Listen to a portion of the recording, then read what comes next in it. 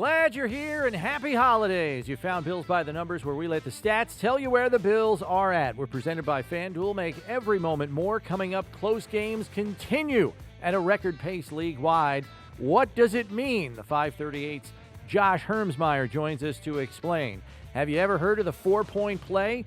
Well, the Bills have, and they're excelling at it. We'll tell you what that is as well. Let's chop it up!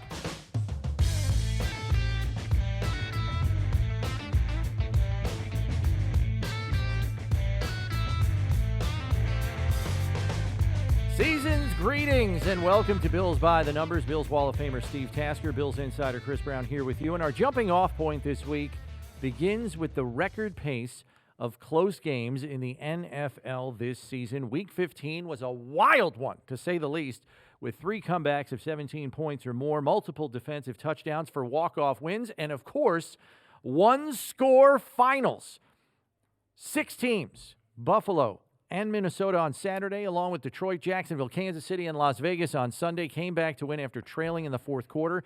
Steve, there have been 71 games in which a team has come back to win or tie after trailing in the fourth quarter, the most through the first 15 weeks of a season all time. 7 teams, including the Bills, each recorded a game-winning score in the final 2 minutes of regulation or overtime in Week 15, and there have been 56 games this season decided by a game-winning score in the final 2 minutes of regulation or overtime, the most through first 15 weeks of a season all time, with the Bills' win over the Dolphins being one of them with the game-winning field goal at the gun. 101 games decided by a touchdown or less, the most through 15 weeks all time. 14 of 15 games in Week 15 were within one score, 8 points, in the fourth quarter, and there have now been 172 games within one score in the fourth quarter this season, the most through the first 15 weeks in NFL history. The NFL is averaging 5.5 game-winning drives per week. What's the deal? Unbelievable. I think one of the things it illustrates is that it's really hard to win games in the NFL. It's really hard. You got teams that are maximizing their percentages at every turn. Analytics has something to do with it. I think the ability, too, of the coaching staffs and the vetting process of the players coming through the ranks, from the Power Fives to the Division Twos, to the other college players that are coming into the league have also been exposed to higher levels of offense, more sophisticated forms of football, defensively and offensively. You're getting better athletes all the time, more polished pros coming into the league at younger ages, and they've been exposed to the reasons behind tactics and play calls. And when guys have a deeper knowledge of why they're not throwing the football all over the field at this point in the game, they buy in more and they play better, and it becomes harder and harder to beat them. And that's all over the league. And I think one of the things as well is you got teams that, as the game wears on, start to look at the analytics, and it's not all about just scoring as many points as you can. It's about limiting your opponent's opportunities to come back and score against you. Yeah. And that means you don't stretch it out. You don't go out there and score like the Bills did in the playoff game against the New England Patriots last year. You maximize possessions. You start thinking about the clock time and time management, and the game changes subtly. We've seen it with Bills games off and on this year. The Patriot game, when the Bills just kind of strangled them, won by 2 touchdowns, but just strangled the life out of them. The same thing with the Green Bay Packers. It was a 10-point win, but it was 17 before the Packers scored late, and they just never had a chance to come back in that game. Those kind of games illustrate the decision-making coming down the stretch in these games. Teams are not afraid of one-score games. Yeah, and to your point about subtle changes, like you look at the Bills game against the Ravens, you look at the Bills game against the Dolphins when they scored the game-winning field goal at the gun, and they kind of just took their time because they wanted to chew clock. They did not want to give another possession back to their opponent in either of those 2 games. They literally ran it down to a final kick at the end of the game. Now, those are ideal circumstances, but you got to execute for a long stretch of time to make that happen, and some teams are better at that than others. So what's the other course of action if you're not good enough to do it that way? I'm sure there are other means, and other teams have found ways to do that. I think, to your point about more talented athletes, you've got playmakers in this league at a bounty of them like you've never had before. And I think it goes back to every year. What are we saying now? Oh, the wide receiver class is unbelievable this year. We're saying that every year. Yeah, now. I know, yeah. And so I think it's easier for teams to either A, get back into a game late, or B, find a way to make a play when they've got to have one because they have an extreme talent at a playmaking position, more often than not wide receiver these days. And if you can couple one of those with a quarterback, even an average quarterback. Think of the Vikings with Kirk Cousins and Justin Jefferson. You have an elite talent at receiver, and then you've got a quarterback who's slightly above average, but is like a 500 guy for his career. They're winning close games every single week because they got a guy that can make a play when they absolutely need to have one. And it's also the other side of the football. Defensive coordinators and defensive staffs are really finding ways to make it very difficult to snap off big plays.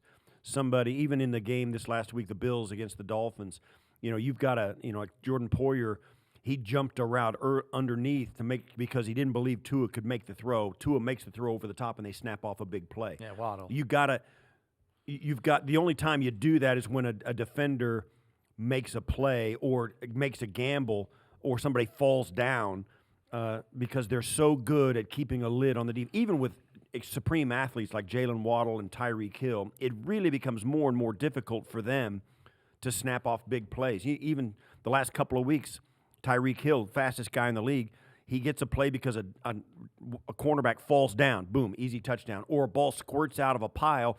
He grabs it just by chance and snaps off a 59-yard run for a touchdown. Those are the big plays he got. Well, those aren't schemed defenses. The guy falls down. That's why the play happens. Defenses have become so good at keeping a lid on big plays, and the guys up front are so disciplined. You really have to be dominant, and it's hard to be dominant in this league physically. So teams are becoming more efficient in their offense. You mentioned it, the final drive of the Buffalo Bills, it's 15 plays, 80-some yards, 86 yards. Yep. I mean, that's really difficult to do, but that's what the Miami Dolphins were gambling on. They knew, that if you're going to do it to us, you're going to do it one little bit at a time, and you got to make sure that you don't make a mistake and get behind the sticks, and then all of a sudden it's a 3rd and 20, and now you can't get off the field. So both sides of the football are playing the percentages all the time. According to the 538's Josh Hermsmayer, who will be joining us in just a little bit, and wrote a story this past week, why NFL games are closer than ever, he says it's partially due to teams being more conservative in their passing attacks for the majority of the game. NFL teams are checking the ball down more than any season since 2006. Almost 25% of all pass attempts have been at or behind the line of scrimmage in 2022. That's nearly a 6% increase since 2006, the first year such statistics were kept. The average depth of target is down more than a yard, from 8 3/4 down to under 7.5. All that shorter passing has led to lower overall passing yardage, which makes sense. Yards per completion is also at a 16-year low at 10.95. According to Hermsmayer, this has all translated into fewer passing touchdowns and lower scoring. Lower scoring means that even the teams that can pile up points are choosing efficiency to reach the end zone rather than the big play, something we saw the Bills do this season for stretches. Fewer possessions, fewer possible points, and in many cases, closer games. Does the approach make sense, though, if you're capable of being a high-powered offense? Yes, that's because the one thing that can derail a high-powered offense is turnovers. And when you're a high-powered offense and you're throwing the football all over the yard, the ball is at risk way more than it is when you turn around and hand it off, or screen passes, or when the quarterback can just throw it at the feet of the receiver because they read the screen pass. Turnovers have become the currency of getting outside of the analytics. If you've got a defense that can, we've seen it even in tackling. Teams aren't all over the league. Teams aren't tackling the same as they did in years past. They're tackling high and they're tackling the ball rather than the man. Yeah. Because turnovers are the currency of a successful defense these days, and that has changed things. So the conservative passing. Listen, think about it. it's a throwing league, and teams are so afraid to turn the football over or get behind the sticks, they're just taking the easy completions. It's just the trend that's out there in the National Football League. Now, there'll be a swing back the other way, but where we are at this point in history, it's about staying on the field offensively and controlling the game with your passing game, using the passing game as an extension of your running game, and never, if possible, turning it over. Right, and the Bills are a perfect example of that because let's not forget there was a stretch between about Week 9 and Week 12, 13, somewhere in there, where turnovers were a major problem. Josh Allen was at the center of those because the offense is centered around him and throwing the football. So the approach does make sense if you're turning the ball over. So what did the Bills do? They went with a shorter, more conservative passing attack. They actually ran the ball more in a couple of games and reduced their turnovers. So if you're going to commit to being super efficient, you have to do it in such a way that reduces the risk of the turnovers if you're throwing it as much as a team like the Bills are. Interceptions, according to the 538, are at their lowest levels since 1930. Another reason for more conservative play is all the too high safety looks, which have invited teams to run the football. Yards per rushing attempt, Steve, in the league right now, all-time high of 4.5 yards per carry. So in many respects, NFL defenses are forcing offenses to take shorter completions and run the ball. That, combined with more teams going for it on fourth down, lengthens possession time. Time of possession per drive league-wide is at 2 minutes and 48 seconds, the second highest it's been since 2000. And it's an increase from that mark of 2.5 minutes in 2000 of about 16 seconds on average. Over the course of 8 possessions in a game, Steve, that's 2 minutes and 8 seconds more total on those drives. It translates, on average, to 1 fewer possession per game per team. Is that a problem? No, the problem, I know. If you're a football fan, doesn't matter who's got the ball. Let's watch. I think it speaks to. You talk about, in football terms, old school is kind of a derogatory term now, right? Hand it off 3 yards in a cloud of dust. Now it's becoming kind of that same old school mentality, but you throw the football to do it. It's just get it out of the quarterback's hands, protect the quarterbacks. The quarterbacks are protected guys. And you'll see, too, the game has become about having a quarterback, a guy who takes snaps, going outside the envelope of analytics and making a play. Yeah. He's outside the pocket. Josh Allen going to his right, jumping out of bounds, throwing a touchdown. He's done it a handful of times. Josh Allen snapping off a 41-yard run in man coverage, 3-man rush with no spy, or he outruns the spy, gone. Same thing with Lamar Jackson. Same thing with Joe Burrow. These quarterbacks do something outside the structure of the play that makes a difference in the games. And the more of those you make, the bigger game you have. Josh Allen is a perfect example of this. Pat Mahomes is the perfect example of this. Justin Herbert, Joe Burrow. You go down the list of the great quarterbacks and dangerous quarterbacks in the league. Lamar Jackson when he's healthy. That's what the game has become, this conservative kind of analytical envelope. Right. And when you get one of these unicorns who can jump outside the analytics envelope and do something that nobody can defend, that's the exciting part of the game. At the same time, though, if you don't have one of those guys, then the fewer possessions per game is a problem. Yes. Because you're playing a high-scoring opponent like the Chiefs, the Bengals, the Bills. You're not going to be able to keep up with them with that conservative approach because your possessions are going to be reduced. Your point-scoring potential is now reduced, and now you can't keep up with them. And I felt like that was what Mike McDaniel was fighting last Saturday night against the Bills in Week 15 because they were having enormous success running the ball, and then for some reason he started throwing it, and I think it's because he knew, as much as I'd like to keep running the ball because it's working, we're not going to be able to keep up with the Bills on the scoreboard if we keep doing this because our possessions are going to take too long. We're going to have fewer possessions as a result, and we're going to flat out run out of time. That strategy was working too because they got the 2 big touchdowns. The 67-yard run from Mostert, the 67-yard pass to Waddle, right, and then they even had a 20-yard touchdown to Hill. That was kind of outside of what they were kind of thinking about doing, but they got them a 10-point lead or an 8-point lead in the fourth quarter. Right. They had managed to do it, snapping off big plays. And then, of course, Bills come down. They get the touchdown to tie, and the 2-point to tie it with a unicorn of a play from Josh on a 2-point.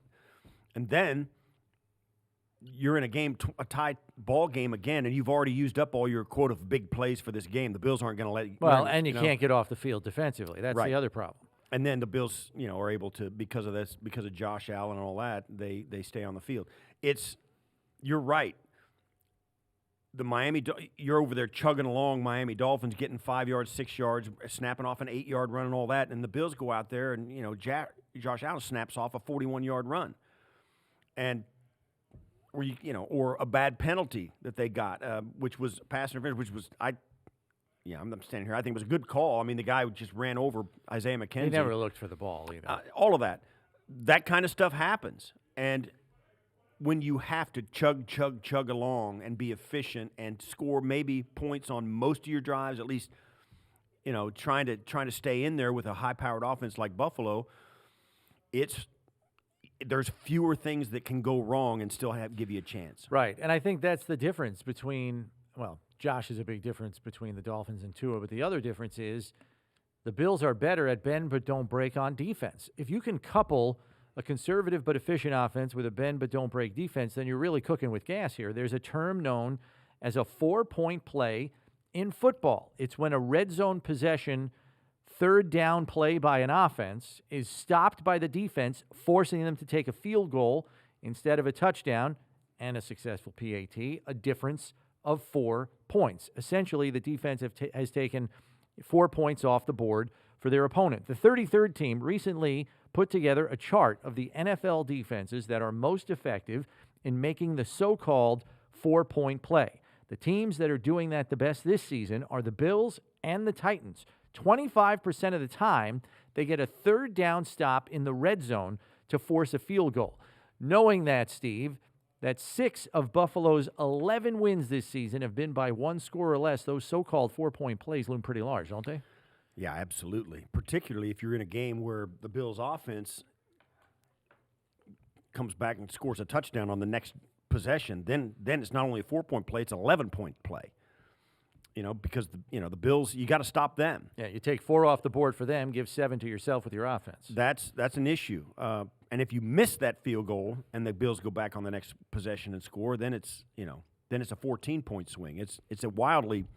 When you start thinking about it in the opportunities you give by not getting the maximizing your opportunities, yeah, man, it's pretty depressing for a team. But no doubt about it, it's situational football, particularly in the red zone. There's no question that those plays are weighted more in the outcomes of games, and with officials' calls, the ability to run the football down close with a quarterback like Josh.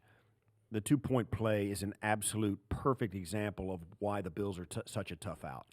Yeah. The Bills, though, have been on the other side of this 4-point play stat as well. When Josh was in his little funk there where he was turning it over, 7 of 9 turnovers at one point in the red zone. Right. They were the victims of those 4-point plays, and it wasn't really a 4-point play. It was a 7-point play because they were turning it over. They were getting nothing down there, and it's part of the reason why they dropped 2 straight right there in the middle of the season to the Jets and the Vikings, respectively. Not surprisingly, though, the Bills have at least 1 4-point play defensively in 4 of their 6 one-score victories this season. We pivot now to our guest, the guy who wrote the story about why NFL games are closer than ever for the 538. So for more on all these one-score games that we've seen this season, here's Josh Hermsmayer. Let's begin here, Josh, concerning, your write-up on the prevalence of close games this year, maybe more than ever in terms of NFL history. I find the Bills as a fascinating part of this because they kind of fall in line with a lot of the things that you outlined in your write-up for the 538. Chief among them, early in the season, they were going with a more conservative and efficient approach to their offense rather than the explosive passing attack that we had become accustomed to seeing from them the past 2 seasons. But to the point you made in your write-up, their possessions were reduced per game as a result because their drives were taking longer to complete and finish in the end zone. are more and more teams sliding in that direction, more conservative, and is it because they want to reduce turnovers, do you think? Well, I mean, turnovers are at one of the lowest points in the history of the NFL, at least in the last 20 years. So certainly, I think there is some kind of risk aversion. They're trying to, limit the downside of passing because they have to do it so much now, the way that structured defenses are. And I think, people are saying, well, these too high things and maybe the Fangio influence has been a part of why scoring is down. I'm not sure that that's true, but I do think it's part of the reason why people are passing shorter.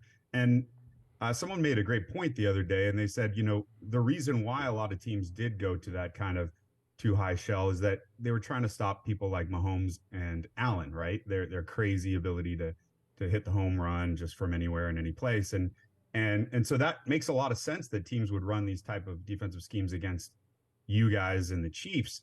The fact that it's gone and people are playing it against people like, I don't know, Jared Goff and Kirk. That's a little weird to me, and so I think that's why we see in the numbers that it really hasn't impacted the team's ability to march down the field, especially against quarterbacks who are looking to throw it underneath in the first place.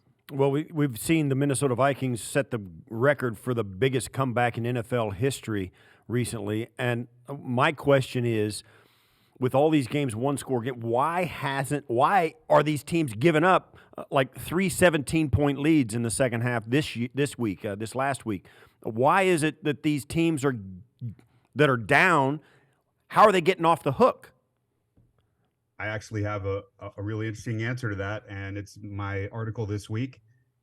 This game, the biggest blowout or the biggest comeback, and then the biggest kind of loss, if you want to put it in terms of what the Colts did, was because they just didn't burn enough play clock. The game would have been over if they had just run it down to 2 every time they had the ball with the clock running in that game before the drive that tied it up with Kirk. So if Matt Ryan had to just wait for the play clock, get down to 2, and then keep the defense guessing by either taking it at 2 or at 1, they would have won. The game would have been over a minute before that last drive. And actually 3 of the Vikings wins came on games like that this year, because there's been so many close games and because they had fourth quarter comebacks. If the teams they had been playing in 3 of those occasions had to just run down the play clock against them, they would have had 3 more losses. Right. And I mean, we can remember all the way back to the time when, Peyton Manning was playing in Indianapolis with a lousy defense and would routinely run the play clock down to 2 or 1 just to lengthen the time of their own possession so as not to give the ball back to the opponent so their defense could get run over. And then he's got to go out and score another touchdown. That was like back in 2007, 8, and 9. But now we're seeing it even with teams that have good defenses. Like the Bills, for example, they've got the ball in week 4 against the Ravens. They've come back from 10 points down. They're tied at the end of the game, and they have the ball with 4 minutes left, and they play this conservative approach on offense, just kind of matriculating the ball down the field and leave literally no time on the clock for their opponent. They kick the field goal, they win 20-17, and they do it again this past week against the Dolphins. It's a tie game at 29. They got 6 minutes and change, and they go 15 plays, 86 yards, but it's a lot of small plays. Yes, they got a defensive pass interference that gave them 20 yards, but to your point, Josh, they leave no margin for error. They kick it with 2 seconds left to win the game with no time on the clock. Now, I don't know if that's a byproduct of the scars of 13 seconds from last year's playoffs, but how many teams are going to those extremes, like just running it down to absolutely nothing to win games? Because is that any more prevalent in these close games? Yeah, it is. I think it's part and parcel of why there are fewer drives, but a lot of teams are not doing it. And I don't think that if I was the Chiefs or the Bills with your guys' quarterbacks that I would be playing that type of ball anyway. I would want as many possessions as possible if I had that kind of offense. So it's really kind of a strategy for teams who are underdogs or who are trying to keep the game close, shorten the game, that kind of thing. I mean, people always talk about running the ball. This is free money. Like you just wait. You just wait a little bit each play. You wait till 2, and you can help shorten that game. And so, I think the Bills, if they are shortening the game, if that's part of their strategy, I'm not sure it's a good one. one of the things we've seen the Bills do in games, and we mentioned it even here just in this podcast, they have gotten a couple of games, maybe 2 or 3 games, like this one last week against the Miami Dolphins, the Baltimore game, also the Patriot game in Foxborough, and also the Green Bay game here in Buffalo, where they just strangle the ability of the other team to have enough possessions. Once they get up by 17 points, they go in, they start to just bleed the play clock, like you said, get first downs, and it just seemed the end of the game and the outcome just seems inevitable for a quarter and a half or almost the entire second half, where the Bills aren't really flexing their offensive firepower, and yet the other team can't get back into the game because they're going to run out of time. That seems to be in a handful, not every game that the Bills get a lead in, but a handful of games that it just seems almost boring and, just to watch, that the outcome just seems predetermined. Yeah, if I'm a fan, I don't know that a win is ever boring, but I take your point, and that's good to hear. I mean, that's the way to do it, right? I mean, they say to run the ball, but this is just another way, a bleeding clock, and with the way the league's going this year, where you do have to put together long drives to score, just because of the way defenses are playing the good quarterbacks, then yeah, I think that these close games are tough that way. It increases what we would say, the nerds would say, is it increases variance. So when you have fewer possessions, it's a fewer times for the better team to actually show that they're better.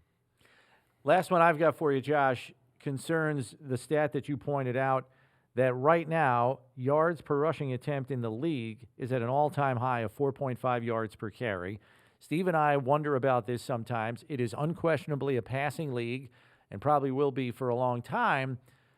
Is there ever a chance that it flips back, or there's 1 or 2 or maybe 3 outlier teams? The 49ers used to be that under Jim Harbaugh, where it just flips back and one team just dominates all of these, lighter weight defenses that are built to stop the pass, and suddenly they're the unstoppable force that jumps on this yards per carry train with all the too high safety looks from football teams. I mean, you guys drafted the running back, Cook. I would think that was going to be a part of your season. It doesn't seem to have been. He's been active in the passing game, I believe, pretty well last couple weeks.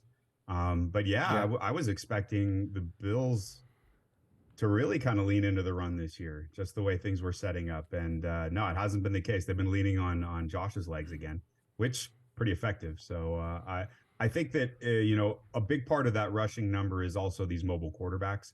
But it definitely has something to do with the tendency for teams to now go into games looking to stop the pass rather than stop the run first.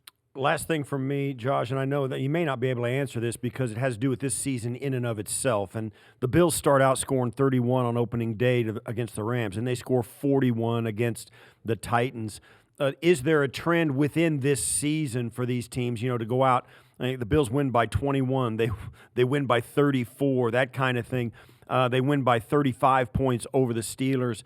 Is there a trend within the season as teams, defenses get their mind around how offenses are attacking them? Is there a trend headed one way or the other? As we get closer to the end of the season, it seems like everybody's getting closer and closer to these one-score games are getting more popular, more common than they were at the beginning of the season. Do you see that trend happening, or is that just a Buffalo Bills phenomenon?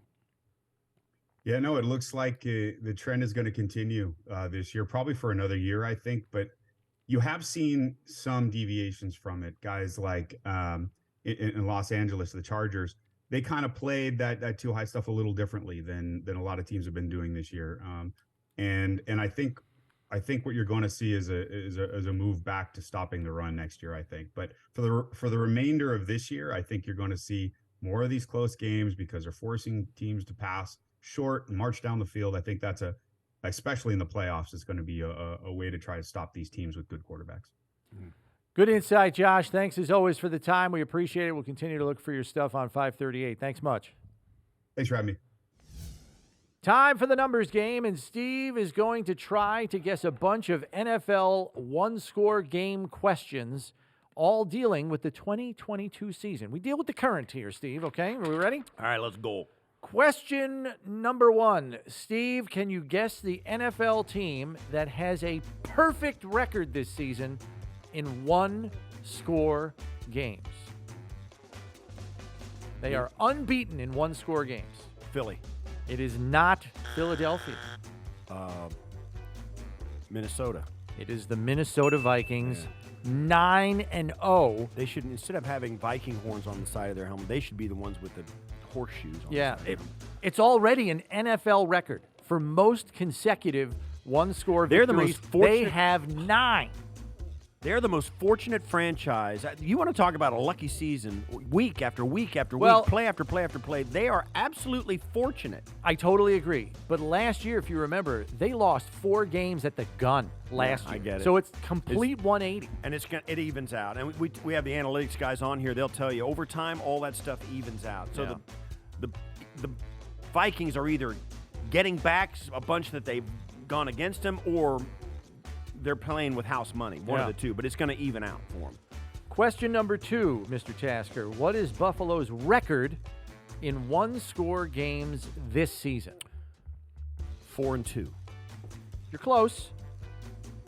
Want to take one more kick at it?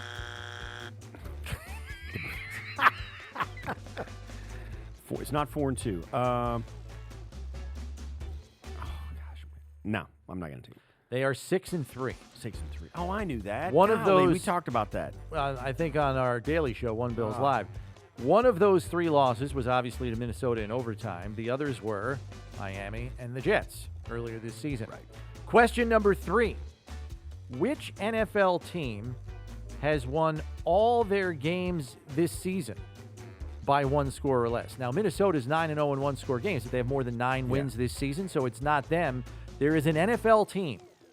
Every single one of their victories this season is by 1 score or less. I have a great guess for this. Okay. The New York Football Giants. And you would be 100% correct. Well done, Mr. James. Tasker. All 8 of their wins have been by 8 points or less. Attaboy, Dave. Sweating it out every Brian single week. Daboll got him playing. That I knew they got off to the fast start, and they're. You want to call them scrappy, but that doesn't give them enough respect. They're playing good football, and there's been some teams, particularly obviously early in the season, that did not. Yeah. Well, good for them. So they're in the hunt here, 8-5-1. All 8 of them by 8 points or less. Yeah, I mean, Bills fans think, they're biting their fingernails during football games. You should watch the Giants this year. Giants, My God. Giants fans are taking medication. I'm telling you. All right, last question. Question number 4. Which NFL team has the most one-score losses this season?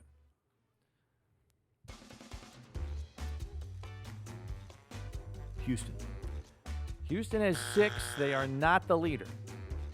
How close to the leader are they? The leader in the league has 8 one-score losses Vegas. this season. Nope, you're close. Las Vegas has 7. There is one team with more. Wait, more than that. Denver. Bingo. The Denver Broncos, 8 one-score losses this season. Good. Let's ride. Good God. They've played 14 games, 8 losses by 1 score. There's a bunch of teams with 1-score losses. Yeah. Obviously, with all these 1-score games, here's a quick rundown, okay? Denver with 8, as you guessed. Great lead defense. the league with 1-score losses. Good defense. Las Vegas, 7. Yeah. Atlanta, 7. Oh. Chicago, 7. Houston, 6. Jacksonville, 6. Seattle with 6. Really? Seattle is a 500 team at 7-7, and 6 of their 7 losses 1 score or less. I'll say this. Same thing with You Jacksonville. think about Denver. They're right where they were like 12 months ago when they thought we're a quarterback away. They got this great defense. It's the same thing going on right now. You feel like you're not that far away when you have all these close games. Just one play here, even if you win half of those 1-score games, your season is completely transformed. Yeah, you're not And that's 7-7. You're like 10-4. Bills fans could relate to this. Think about if you win the Minnesota game and you win the first Miami game. If they get the ball down and they kick the field goal at the end, you're sitting here at 13-1, just like Philly. Yeah. And things are way different coming down the stretch. Well, that was a fun numbers game and a very telling one at that in terms of the state of the league and how close all these games are. Nice job, Steve. A couple of those guesses, especially the Giants one. You hit that nail on the head. Who wants to win $1 million? If it's you, you can with FanDuel's free pick'em style game, High-Low. Pick teams for 4 different categories that you think will score the highest or lowest for the week. The more you get right, the more you can win. Get them all correct, and you could take home $1 million. Just go to FanDuel.com/high-low to play. That's HILO. I've got the high for points this week, and I am taking Kansas City. I know the Chiefs play with their food sometimes against inferior opponents, but after last week's nail-biter with Houston, I expect a more focused Chiefs offense this week against Seattle's 29th ranked defense. Kansas City high for points. Low for points, I'm rolling with the Patriots against the Bengals. As much as I'd like to see New England help the Bills with a win this coming weekend, the New England offense is broken. Patriots, low for points. All right, I've got passing yards. High for passing yards. I'm going to take Kirk Cousins and the Vikings. They're playing the Giants this week, and their defense has been hit and miss all season. Minnesota's been able to rack up passing yards every week. So I'm thinking the Vikes are going to continue that trend. Vikings high for passing yards. Low for passing yards. The Atlanta Falcons are playing rookie quarterback Desmond Ridder. They're facing a Ravens defense, and the Ravens need this game. I don't think Desmond Ridder is going to have a great day. So Falcons low for passing yards. Okay, high for rushing yards. I'm going to that same game. I'm taking Baltimore. Even if Lamar Jackson is back, I don't see him doing a lot of running around off the knee injury, so they're likely to hand the ball off a lot, especially against a lower third run defense in Atlanta. So Ravens, high for rushing yards. Low for rushing yards, I'm taking Houston. Dameon Pierce has had a nice rookie season, but without a passing game, the Titans will load the box to stop him. So Texans, low for rushing yards. Yeah, okay, Brownie, the apocalypse is upon us. Oh, no. High for sacks, your Detroit Lions. Wow! I picked the Lions on a high statistic. Yeah, the Detroit, listen, Carolina can't throw it right now. Sam Darnold, his internal clock is non-existent. And I see Detroit getting home a couple of times. I think the Lions are going to be high for sacks this week. And low for sacks, the Seattle Seahawks are playing the Chiefs. They don't see the Chiefs very often. And Pat Mahomes is a revelation for some of these pass rushing teams that go in there. They can't. They're not going to be able to find him, let alone get him on the ground. So I think Seattle is lowest in sack totals this week. So those are our picks for NFL high-low in Week 16. Time for our closing figure, and it deals with our earlier discussion about 4-point plays. The all-important stop on third down in the red zone defensively to prevent a touchdown and force a field goal. On Buffalo's 20 stops on third down in the red zone this season, 9 of them were even better than a 4-point play, Steve. They were essentially a 7-point play. On 9 of their 20 third down stops in the red zone, 3 were takeaways. 3 were missed or blocked field goals, and 3 were turnover on downs, meaning the Bills didn't just force a field goal. Their opponent came away with nothing on almost half of those red zone stops. Pretty impressive indeed. That'll do it for this edition of Bills by the Numbers. Be sure to subscribe on whatever podcast platform you use or watch us on the YouTube channel, because when you need to know about the Bills, you need to check Bills by the Numbers. For Steve Tasker, I'm Chris Brown. We'll catch you next time, everybody.